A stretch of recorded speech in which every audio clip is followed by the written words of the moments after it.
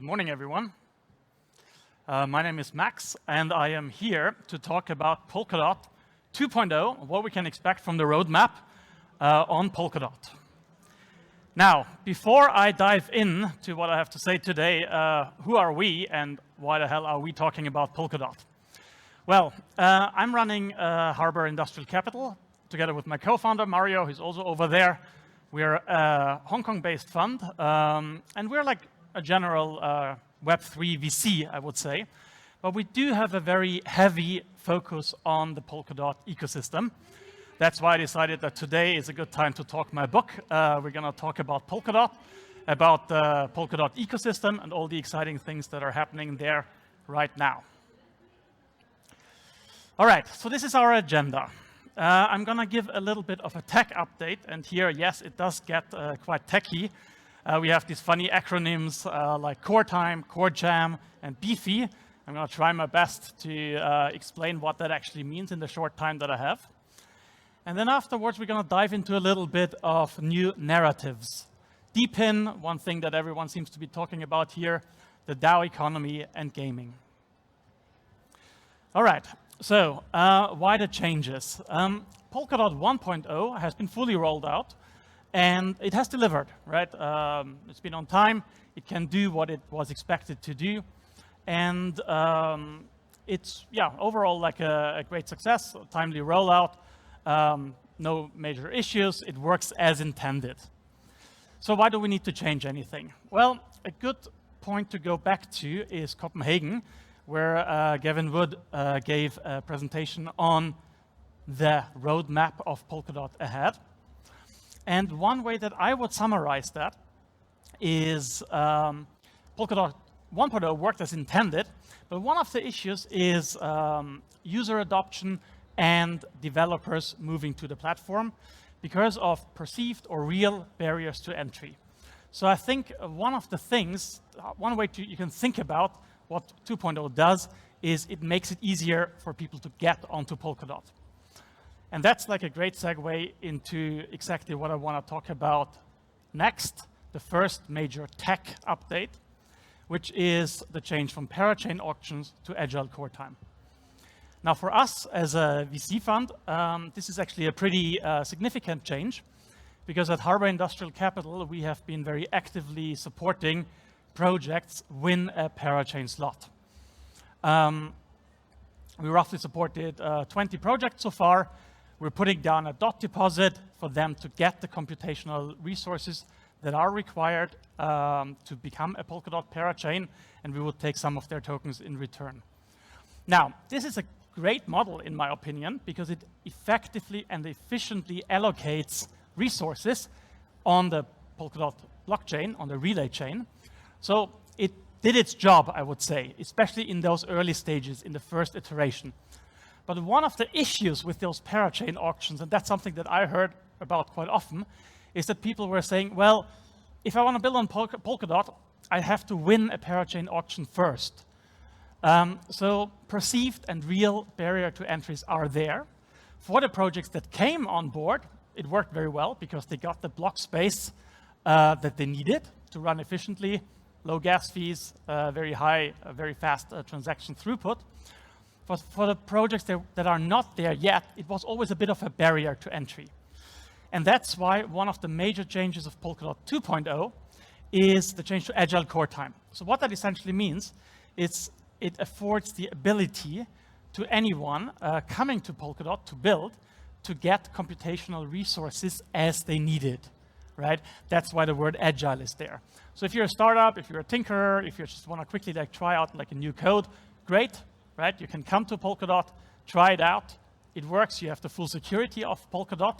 And as the app becomes more advanced, acquires more users, you can, in an agile way, scale it up. Right? So that's a very important change.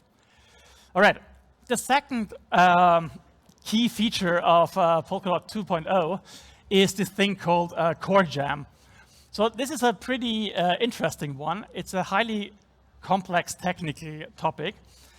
Let me try my best to break it down. What Core Jam essentially is efficiency improvement by arguably an order of magnitude in the way that the relay chain of Polkadot handles transactions. The whole idea is to make the relay chain as lightweight as possible and offload all the other things that are not like core to the relay chain to other system parachains. So again, fairly complicated thing, but what it really does is it increases potential scalability by, literally orders of magnitudes.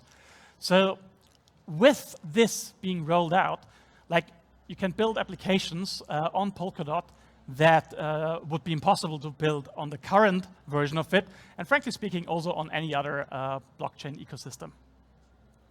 One good summary that I have heard is CoreGem turns Polkadot into a decentralized supercomputer. All right, and the third tech update that I want to talk about is the Beefy bridge. So what this cute pinkish cow here represents is the bridge efficiency enabling finality yielder. So again, that's quite a mouthful, bit of a complicated technical topic, but what it does is really, really powerful.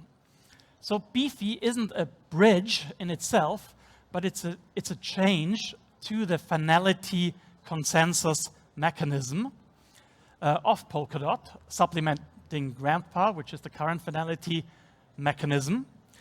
And the amazing thing about it is that it is much more bridge-friendly. So what first drove me into the Polkadot ecosystem is this idea of security and interoperability, right? The ability that you can seamlessly move in and out of Polkadot into other ecosystems, and that this is secure, and that there is no risk of bridge hacks, right? You can have all the fancy applications, gaming, NFT. If bridges are insecure and you're moving value in and out, then there's a massive risk of a bridge hack. This is not like a hypothetical scenario. This has happened in the past. Bridge hacks are scary, right? And they can destroy an entire ecosystem. So focusing on bridge security first is, in my opinion, one of the most important things ever that you can do, because you're not going to be on one single chain. You wanna be able to move in and out, but you want to make sure that this is secure. So with this Beefy upgrade that is currently underway, we're going to have like 3 major new bridges that are non-custodial and completely trustless. And I think this is an incredible, powerful new narrative. So Kusama Polkadot bridge is going to be one of the first ones, Kusama being the incentivized testnet of Polkadot. So that's really important. Snowbridge also has been in the making for a long time, but we're really getting there now, is a trustless bridge over to the Ethereum ecosystem. And Hyperbridge bridges from Polkadot to the Ethereum L2s, and potentially also to the Ethereum main chain. In fact, quick shout out to Sean from Hyperbridge, who is here with us today. In fact, I think he is giving another presentation on Hyperbridge on a different stage as we speak. All right, so this is kind of my tech update. What does that really mean? I think it kind of enables a bunch of new narratives that I am super excited about, and I want to run through them. And before I start, I want to say this is a non-comprehensive list that I'm going to show you here of some projects that I like, but by no means it's a finite list. All right, first thing is DPIN. Now, it seems like everyone here at this conference loves to talk about DPIN. It's kind of one of those new narratives that everyone is excited at the moment. The point that I want to make on stage here today is that DPIN is nothing new for Polkadot.